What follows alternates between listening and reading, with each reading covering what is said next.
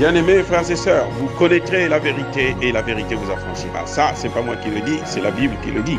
Mais moi, je vous dis mieux. Vous connaîtrez la vérité historique, notamment celle de vos ancêtres kémites, et vous aurez une vision globale de ce que c'est que la vraie souveraineté politique. J'ajoute, vous reviendrez à la spiritualité africaine ancestrale et vous comprendrez les enjeux de l'indépendance économique. Et pour terminer, vous accepterez votre identité culturelle kémite et vous obtiendrez deux choses. La première, c'est la paix. La seconde, c'est le développement, à une condition. L'unité de toute l'Afrique noire, l'unité de tous les Noirs du monde entier. Otep à tous, bienvenue sur la chaîne des panafricanistes par essence, par conviction et par excellence. Celle des citoyens kémites par nécessité et obligation de combat. Nous sommes une chaîne qui n'est guidée que par nos ancêtres et rien que par les ancêtres qui appartiennent à l'égregore du monde noir. Par conséquent, nous ne croyons en aucun Dieu venu de l'étranger. Toutefois, cette vidéo n'est aucunement destinée à inciter à la haine ou à la violence, car nous menons un combat qui est d'abord et avant tout spirituel, intellectuel et démocratique. Ensuite, il est politique, géopolitique et géostratégique. Contre l'impérialisme, le colonialisme, le néocolonialisme et l'endocolona, qui sont tous qualifiés de crimes contre l'humanité. Nous menons ce combat sur la base du principe fondamental que nous avons hérité de nos ancêtres kémites, qui est celui de la Mahat, c'est-à-dire solidarité, vérité et justice. Vous êtes donc en droit de connaître la vérité et nous avons l'obligation de vous dire la vérité, rien que la vérité, afin que justice soit rendue au continent africain. Et ça, c'est notre modèle constitutionnel dans cette noble lutte. C'est notre modèle de contribution dans cette noble lutte en faveur de la souveraineté, la dignité, la solidarité et l'unité africaine. C'est exactement ça que nous appelons le panafricanisme. Bien-aimés frères et sœurs, il y a un phénomène qui se passe au Congo démocratique qui me trouble. Je ne comprends pas ce qui se passe. C'est terrible. J'ai l'impression que celui qui avait dit que le Zaïre est un grand bar, où chacun joue sa propre musique, avait raison de le dire. Et ce qui me trouble, c'est que le Congo démocratique, c'est un pays qui regorge d'intellectuels, de gros cerveaux, des connaisseurs. Je me souviens au Congo-Brazzaville, lorsqu'on a ouvert l'école de médecine pour la première fois, les professeurs, les grands professeurs venaient du Congo démocratique, de l'ex-Zaïre à l'époque. Mais aujourd'hui, c'est comme si c'était un pays qui n'avait pas de cerveau. Il n'y avait pas d'intellectuels. Il n'y avait que des nullards. C'est incroyable.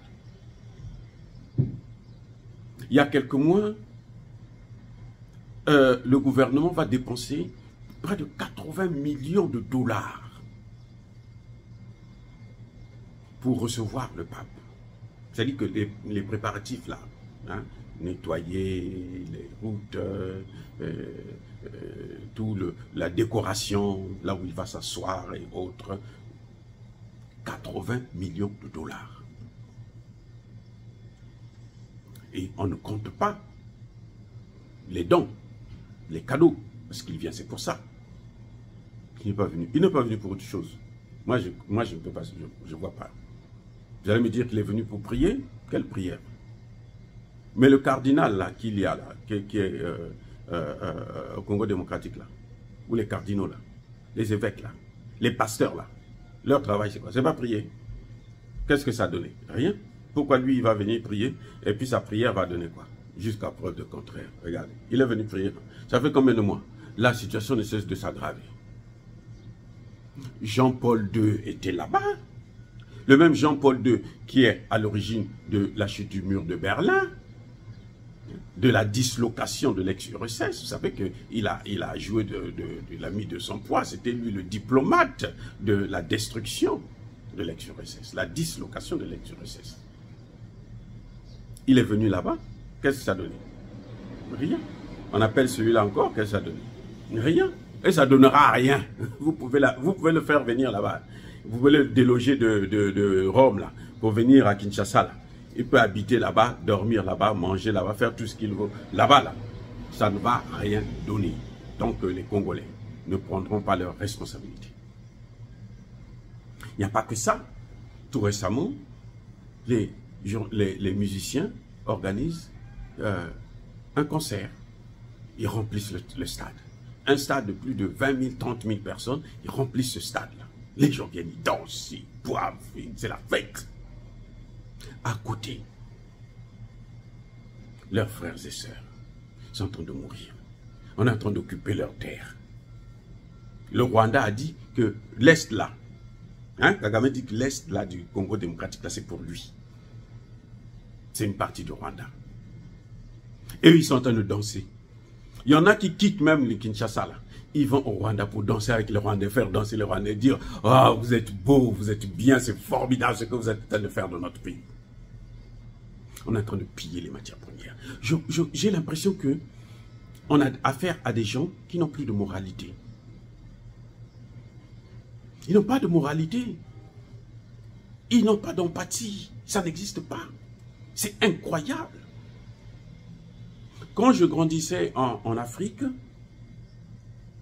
lorsque le voisin a perdu un de ses parents, vous, chez vous, là, vous pleurez aussi. D'ailleurs, ma mère, quand c'est comme ça, elle ne dort plus chez elle, elle dort là-bas, sur une natte. Et elle passe son temps à pleurer, elle se réveille le matin, elle pleure, le soir, elle pleure, toute la journée. C'est comme ça. Nous, les enfants, on ne peut plus jouer dans la rue, le ballon et ceci, machin, on ne peut plus, c'est fini. Tant que l'histoire-là ne sera pas réglée, le deuil est terminé, tous les gens sont partis, et après, bon, vous pouvez reprendre la vie normale. Mais au Congo, on a l'impression que rien ne se passe. C'est-à-dire que ça vous donne même la chair de poule d'en parler. Que les gens en arrivent à... c'est-à-dire que la souffrance de l'autre, ça ne leur dit absolument rien. Et ils vont tous à l'église. Hein. Le dimanche, là, ils sont tous à l'église, là, dans des vestes, dans des robes, dans des ceci. C'est quoi ça? Il y a quelque chose qui ne va pas, là. Quelque chose qui ne va pas. Y compris les hommes politiques.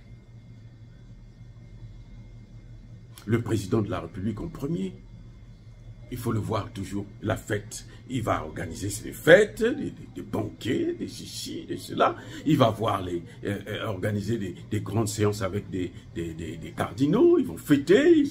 Le pays est en train de... Mais il y a quoi? C'est-à-dire que, qu'est-ce qu'ils ont ces gens-là? L'opposition, c'est pas la peine. Que ce soit Fayoulou, que ce soit Katumbi. Katumbi déjà c'est un Turc. Son père est turc. Il faut le rappeler. Il a oublié ça. Hein. Pour lui, il est congolais seulement. Son père est turc. Donc, bon, il ne faut pas s'attendre à quoi que ce soit de lui. Hein. Oh là là. Ça vous donne envie de pleurer, de voir comment un peuple peut être aussi ridicule. Vous avez l'impression que il n'y a pas d'hommes, il n'y a pas de cerveau, il n'y a pas des gens qui réfléchissent dans ce pays maintenant. Cette impression. Tshisekedi a commencé les voyages. Là, en ce moment, il est un peu fatigué. Et il a tellement voyagé. Il a tourné, il a fait le monde entier, surtout aux États-Unis. Mais c'était tous les... Vous ne passez pas 3 mois, 6 mois, 1 an sans voir Tshisekedi aux États-Unis. Il est là. En fait, il vient acheter des chaussures qui coûtent $8 000, qui coûtent... Et ça lui apporte quoi? Et la population, il suffit que vous leur donnez à boire. Vous les droguez, je pense, je crois que c'est ça, vous les droguez. Vous leur donnez à manger, c'est fini. Vous faites tout ce que vous voulez du pays. Aucun homme politique congolais ne s'est assis pour dire, bon, on va organiser, on va appeler tout le monde, mobiliser la population pour parler de la guerre qu'il y a à l'Est, de l'invasion rwandaise, ou plutôt l'invasion occidentale via le Rwanda. Aucun homme politique. Mais ils arrivent quand même à remplir des stades pour recevoir le pape. Le pape, l'un stade de plus de 80 000 personnes. Ils arrivent à remplir des stades pour faire des concerts, pour faire danser les gens, pendant que, à côté, on est en train de pleurer les morts. On est en train de pleurer, on est en train de faire partir les matières premières. Vous savez quoi? Actuellement, ici aux États-Unis, ce qui est à la mode, c'est la voiture électrique. Tesla. C'est cette voiture électrique-là qui est à la mode. Sans la matière première qui vient du Congo démocratique, on ne peut pas la faire. En Chine, c'est la voiture électrique. La Chine est parmi les premiers producteurs de voitures électriques au monde actuellement. Les Français, quand Macron est venu là-bas, au Congo, là, c'était pour les mêmes matières premières, pour les voitures électriques. Ce n'était pas pour régler le problème de la guerre en Est. Non, ne vous leurrez pas. Ne soyons pas stupides. Nous passons tout notre temps à vous le dire. Et vous continuez à rester dans la même position. C'est grave. Donc voilà, c'est un peu un monde à l'envers, où le malheur des uns fait le bonheur des autres. À l'Est, les gens pleurent. À Kinshasa, les gens dansent. Les gens font la fête. Les gens se réjouissent. Comme si rien ne se passait. Mais vous savez, l'armée congolaise, là, elle est tellement infiltrée que tôt ou tard, si vous continuez comme ça, un jour, les Rwandais, là, vont prendre le pouvoir à Kinshasa. Mais ils l'ont déjà eu. Kabila, là, c'est un Rwandais. Personne, quelqu'un de sérieux ne l'ignore pas. C'est un Rwandais. Kabila, le père, il avait pour ministre des Affaires étrangères qui? Un Rwandais. Le chef d'état-major de l'armée congolaise, c'était qui? Un Rwandais. Il est reparti là, il est devenu, je ne sais pas, ministre de l'Intérieur ou de l'armée dans son pays. Donc, voilà, c'est-à-dire que si vous continuez comme ça, ils vont prendre. C'est ça que j'appelle une souris qui avale un éléphant. Et ça arrivera si vous continuez à danser, à boire, à faire la fête, au lieu de vous occuper de vos parents. Même Dieu ne peut pas vous bénir. Même le pape, surtout le pape lui-même, il est bourré de péché, puisque c'est lui qui est à l'origine de tout ça. Il protège les pédophiles dans l'église et autres, tout. Il n'y a rien, qu'il est venu détruire complètement l'église. En tout cas, ce qui est resté de l'église, puisque l'église elle-même est problématique. La foi chrétienne, là, c'est la foi de l'esclavage, c'est la foi de la colonisation. C'est avec ça qu'ils nous ont colonisés. C'est avec cette parole-là qu'ils nous ont colonisés. C'est avec ces termes-là qu'ils nous ont pris en esclavage. Et nous ont détruit notre vie. Ils ont détruit l'avenir de l'Afrique. Et il y a des Africains qui continuent à les encourager à aller dans le même sens. Oh, dire cela, c'est inciter à la haine ou à la violence, non. Encore une fois, soyez bénis, abondamment bénis. Je persiste et je signe par le Dieu des Kémites et par nos ancêtres angélisés. Mais que tous ceux qui persécutent le continent africain le pillent et le déstabilisent, qu'ils soient noirs, blancs, chinois, arabes, indiens, qui qu'ils soient maudits, punis, foudroyés, neutralisés, écrasés, effacés par ce Dieu des Kémites et par nos ancêtres angélisés. Vive l'Afrique éternelle, j'ai dit et j'assume.